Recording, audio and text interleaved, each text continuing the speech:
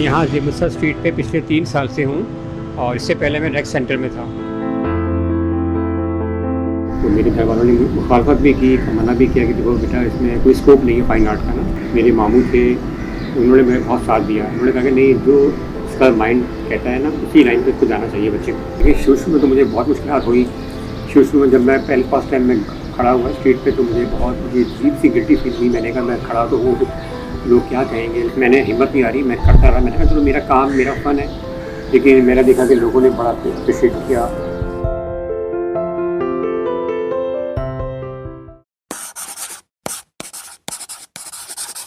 Subscribe करने और bell icon को प्रेस करने में आपके पैसे खर्च नहीं होंगे। अस्सलाम वालेकुम, मैं हूं काशिफ नकवी और आप लोग देख रहे हैं हम फनकार। और हम फनकार वाले आज आपकी मुलाकात एक स्ट्रीट आर्टिस्ट से करवाने वाले हैं। अब इनकी स्टोरी आखिर है क्या, इस बात को जानने के लिए आपको हमारे साथ चलना होगा। तो फिर आइए चलते हैं।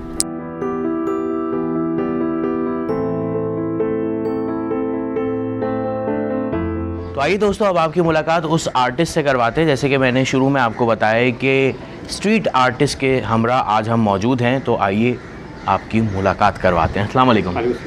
कैसे हैं आप? ठीक है, आप ठीक हैं? अल्लाह का शुक्रिया। सर क्या नाम है आपका? मुझे सैयद आमिर अली कहते हैं। सर आमिर अली। अच्छा आमिर साहब, मुझे ये बताइए कि ये इसकी शुरुआत कहाँ से हुई, आपने ये कहाँ से सीखा? शुरुआत ये हुई है जब मैं स्कूल में पढ़ता था। बचपन से ही मुझे शौक था आर्ट का ना। मैं स्कूल में बहुत ड्राइंग बनाता था। मेरी बहुत कंप्लेनें भी आई घर पे कि ये ड्राइंग बनाता है। कंप्लेन आई? अच्छा। पढ़ाई में कम डिसिप्लिन। अच्छा। ड्राइंग करता रहता है, कॉपी में सारी फिगर बनाता रहता है। तो कहीं मिस की तस्वीर तो नहीं बना दी थी आपने? अच्छा। फिर ये हुआ कि बस मुझे शौक़ था बचपन से ही। तो ये लगन मेरी बढ़ती गई। फिर मैंने मैट्रिक के बाद मैंने कहा कि मैं एडमिशन ले लेता हूँ फाइन आर्ट्स कॉलेज में। तो मेरे घर वालों ने मुखालफत भी की, मना भी किया कि देखो बेटा इसमें कोई स्कोप नहीं है फाइन आर्ट का ना। उस ज़माने में कुछ ना स्कोप था नहीं पाकिस्तान में मेरा। लेकिन फिर भी ना मैंने बड़ी फ़ाइट की। मेरे मामू थे, उन्होंने मेरा बहुत साथ दिया। उन्होंने कहा कि नहीं, जो इसका माइंड कहता है ना उसी लाइन पर इसको जाना चाहिए बच्चे को जी। तो मैंने अपने मामू को राज़ी भी किया। मामू ने कहा ठीक है बेटा तुम एडमिशन ले लो फाइन आर्ट स्कूल में ना। तो मैंने फिर fine art school art council गया। वहाँ से मैंने पता किया कि एडमिशन हो रहे हैं और उसमें क्या क्या चीज़ें सिखाते हैं। तो मुझे बड़ी खुशी भी हुई, बहुत अच्छा भी लगा मुझे। फिर इन्होंने कहा कि एडमिशन आपका हो गया है, मतलब हो जाएगा, आपको टेस्ट देना पड़ेगा। तो मैंने टेस्ट किया, टेस्ट में पास हो गया। तो बड़े अच्छे नंबर मुझे मिले और मुझे खुशी हुई, चलो उसमें मैं पास हो गया, आगे भी अच्छा होगा मेरे लिए। बस इस तरह ना मैं ये शौक़ मेरा बढ़ता गया। तो फिर मैंने तकरीबन 4 साल का डिप्लोमा किया फाइन आर्ट में। कहाँ से डिप्लोमा किया आप? आर्ट काउंसिल ऑफ पाकिस्तान से। फिर इसके बाद फिर ये हुआ कि एक स्कॉलरशिप पे ना मुझे एक एड कंपनी ने मुझे ऑफ़र की कि आप पार्ट टाइम ना हमारे पास जॉब कर लिया करें। तो वहाँ पे जाके मैंने कुछ बहुत काम दिखाया इनको। तो वहाँ की जो आर्ट डायरेक्टर थी तो उन्होंने कहा कि आप 2 बजे के बाद छुट्टी होती है कॉलेज की, आप हमारे पास ज्वाइन कर लें एड कंपनी। तो वहाँ आप थोड़ा काम भी सीखेंगे और सीख जाएंगे और आर्टिस्टों से, और फिर आपको कुछ हम आपको पे भी करेंगे। तो ये भी बहुत अच्छी बात थी। मैंने तकरीबन 4 साल मैंने पार्ट टाइम वहाँ जॉब भी की। मुझे स्कॉलरशिप तो नहीं मिली, लेकिन ये है कि वहाँ मुझे बड़ा कोऑपरेट किया लोगों ने। वहाँ जो आर्टिस्ट थे उन्होंने मेरी हेल्प भी की।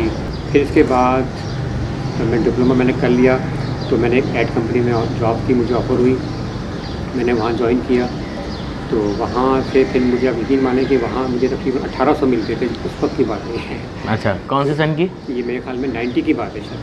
6 महीने मैंने यहाँ काम किया। मैं दूसरी जगह मुझे ऑफ़र आ गई जगह एक कंपनी से, वहाँ मुझे तकरीबन 2200 की ऑफ़र हुई। तो इस तरह ना कंटिन्यू एक सिलसिला चलता रहा मेरा। फिर मैंने कोशिश की काम करने की, करता रहा। फिर 1-2 पेंटिंग ना मैंने आर्ट गैलरी में दी। तो वहाँ पे 1-2 लोगों ने तो मुझे कहा कि नहीं, आपका काम इतना अच्छा नहीं है, आप थोड़ी सी और मेहनत करें ना। तो खैर मेरा दिल तो खैर टूटा था, लेकिन ये मैंने हिम्मत नहीं हारी। फिर मैंने मज़ीद और काम कंटिन्यू रखा और फिर इससे अच्छा मैंने काम किया। फिर दूसरी बार जब एग्जीबिशन हुई तो मैंने जाके काम दिखाया मैडम को। तो मैडम को बहुत पसंद आया काम। उन्होंने कहा कि ठीक है आप ये 2 पेंटिंगें रख लें। अच्छा, और पेंटिंग हमारे देखने वालों के लिए बताइए, पेंटिंग किस किस तरह की होती है और किस किस तरह की पेंटिंग आप करते हैं? मैं एक्चुअली ऑयल पेंट पे करता हूँ, कैनवस पे करता हूँ। उसमें मैं सूफी ज़्यादा बनाता हूँ। सूफी का आजकल बहुत डिमांड है और सिन कल्चर पे बहुत डिमांड है हमारे यहाँ। सिन कल्चर होता है हमारा, इसमें मैं बहुत पेंटिंग मैंने बनाई है, सूफी बनाए मैंने बहुत, और इसकी बहुत डिमांड है पाकिस्तान में और ये काम बिकता भी है। अच्छा, जैसे वो कल्चरल तस्वीरें जो बनती हैं ख़वातीन की, स्पेसिफिकली जो वहाँ की ख़वातीन होती है, उस तरह की तस्वीर के हवाले से बात कर रहे हैं। वाली जो औरतें होती हैं, थर की औरत देखिए, थर की औरतें, जी जी। फिर पंजाब की औरतें होती हैं, गोद की होती है, तो जो गोद में बच्चा होता है, गुर्बत दिखाई, जैसे गुर्बत होती है इनमें, मतलब उनका पूरा इतिहास ही करता है। आप स्ट्रीट पर काम करते हैं, तो क्या मुश्किलात आपको पैदा होती हैं वहाँ पर जब आप अपनी लोकेशन पर मौजूद होते हैं? तो देखिए, शुरू में तो मुझे बहुत मुश्किलात हुई। शुरू में जब मैं पहले फर्स्ट टाइम मैं खड़ा हुआ स्ट्रीट पे, तो मुझे अजीब सी गिल्टी फील हुई। मैंने कहा मैं खड़ा तो हूँ, लोग क्या कहेंगे, लेकिन बहरहाल मैंने हिम्मत नहीं आ रही, मैं करता रहा। मैंने कहा चलो मेरा काम, मेरा फ़न है। लेकिन मैंने देखा कि लोगों ने बड़ा अप्रिशिएट किया, लोगों ने आके मुझसे बात भी की, बाकायदा गाड़ियों से उतर के आए, मेरा काम भी देखा। बेशक इन्होंने काम नहीं लिया, लेकिन काम पसंद किया और मेरे काम को बहुत सराहा कि आपका काम बहुत अच्छा है। अच्छा, ये जो पीछे बैकग्राउंड पे हमारी मुख्तलिफ पेंटिंग्स हैं, कुछ इसके हवाले से बताइए। देखिए, ज़्यादातर कैलीग्राफी मैं ज़्यादा करता हूँ। कैलीग्राफी है, सूफ़ी है, तो इस पर ज़्यादा मेरा अबूर हासिल है कैलीग्राफी के ऊपर। अच्छा, तो कैलीग्राफी में मेरे एक दोस्त हैं, आर्टिस्ट हैं वो भी, तो उनसे मैंने सीखी है कैलीग्राफी। कुछ फैमिली के हवाले से बताइए कि आपके कितने बच्चे हैं और क्या क्या उनकी मसरूफियात हैं? मेरे माशाल्लाह 3 बच्चे हैं, 2 बेटे हैं, 1 बेटी है मेरी। अच्छा, बच्चों की तालीम आपने खुद डिसाइड की या बच्चों को उनके हवाले ही कर दिया कि बेटा जो आपको फील्ड अच्छी लगे आप वो सेलेक्ट करें, आप उसमें अपना फ्यूचर बनाएं? इस हवाले से बताइए। बच्चों को तो मैंने खुद कहा, बेटा जो तुम्हें लाइन पसंद है, अगर आपको आर्ट की लाइन पसंद है तो आर्ट की लाइन में आ जाओ, मैं आपको रोकूंगा नहीं। जैसे मेरे पेरेंट्स ने मुझे रोका था, मेरे और फैमिली ने रोका था, लेकिन मैं आपको नहीं रोकूंगा। लेकिन कोई बच्चा मेरी आर्ट की फील्ड में नहीं आया। अच्छा, फ्यूचर प्लानिंग के हवाले से बताइए। फ्यूचर में आप अपने काम को कहाँ देखते हैं? आपकी क्या सोच है कि आगे मैं अपने इस काम को कहाँ तक लेकर जाऊँ? मेरे पास कोई वसाइल नहीं है, वसाइल होते तो मैं आज कहाँ से कहाँ पहुँचाऊँ।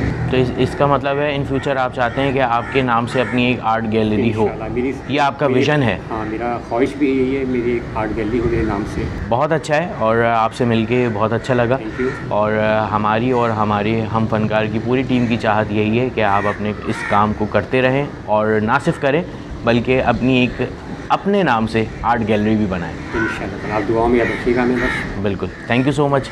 Thank you. अल्लाह हाफ़िज़। अल्लाह हाफ़िज़।